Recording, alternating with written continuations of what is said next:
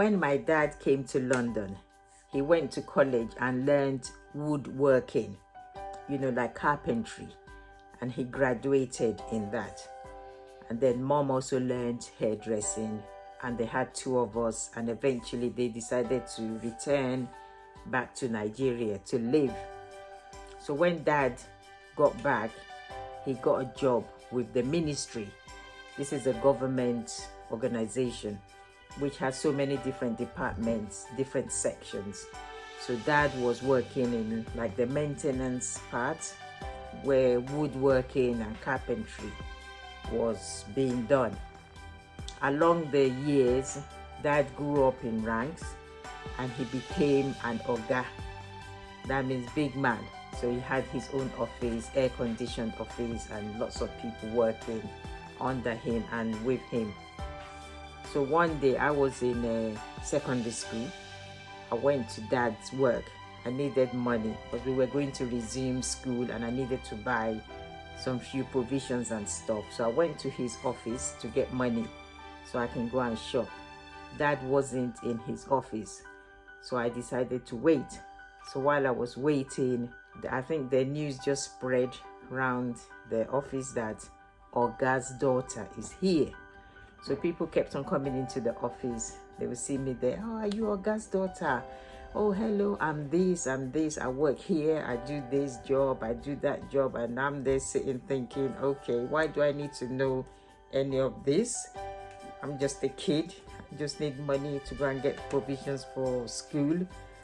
And you're telling me about all your life story. So I sat there, pretending to be interested. I wasn't. And they were telling me all this stuff. And then one man came in and said, your Oga, he's the best Oga in this work. He's the only Oga who gets his hands dirty. They said they work in the workshop and they deal with all this carpentry and furnishing and woods and stuff. And he told me that sometimes they are stumped. They don't know how to build something that somebody wants them to do.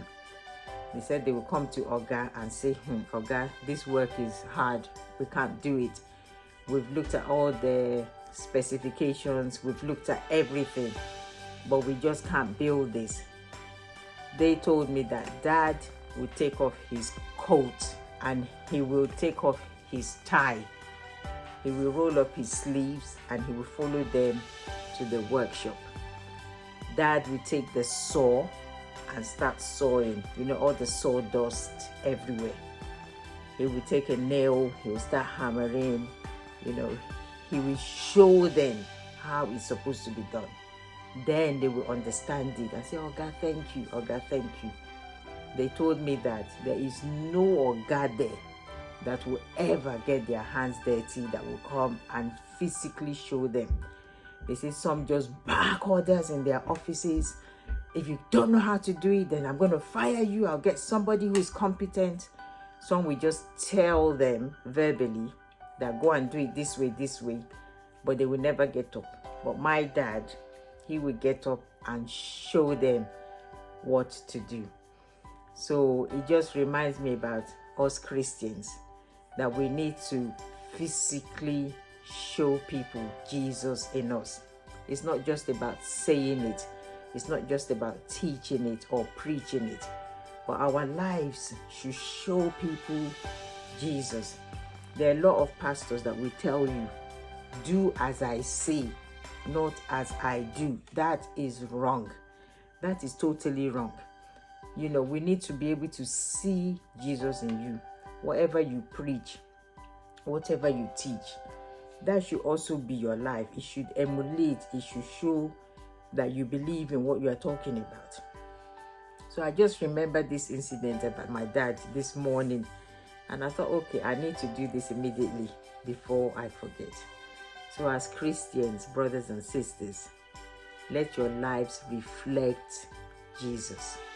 Show people Jesus. Don't just tell them. Show them Jesus. God bless you.